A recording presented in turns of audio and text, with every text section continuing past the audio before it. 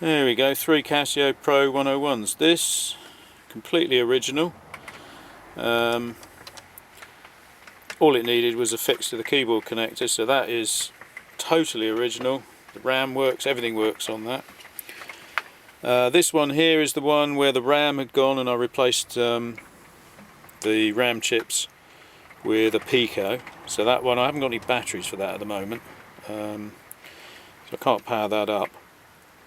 And this one is the one that's actually running a simulation of the code. So looks the same because it's using the same VFD display as this one. This is totally original. So if I multiply that by 8, you see there's a bit of a flicker on the multiply key. If I do it here, no flicker at all. Multiply that by 8, answer 984, 984. This quite a lot faster than that. If I square root here, you can see there was a flicker, but here it just appears, plus more digits. So it's different code. You could, with quite a lot of work, make it exactly the same as that if you wanted to, but it isn't at the moment. And the fourth one, which is new, from New Components.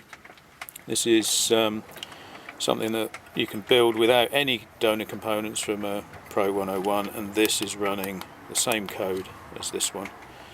So if we multiply that by 8, there you go, 984, exactly the same as this.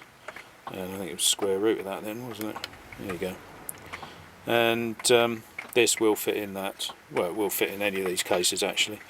And all of these calculators are now using this pin header arrangement to connect the keyboard to the main board, which means that all of the parts are interchangeable, apart from the keyboard, and the keys are a little bit high, but does almost fit in the case.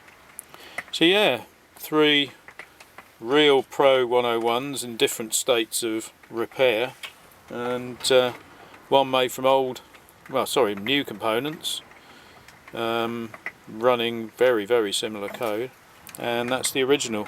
That's the board that actually came out of there originally, and that one doesn't work. So there's sort of 5 Casio PRO-101s.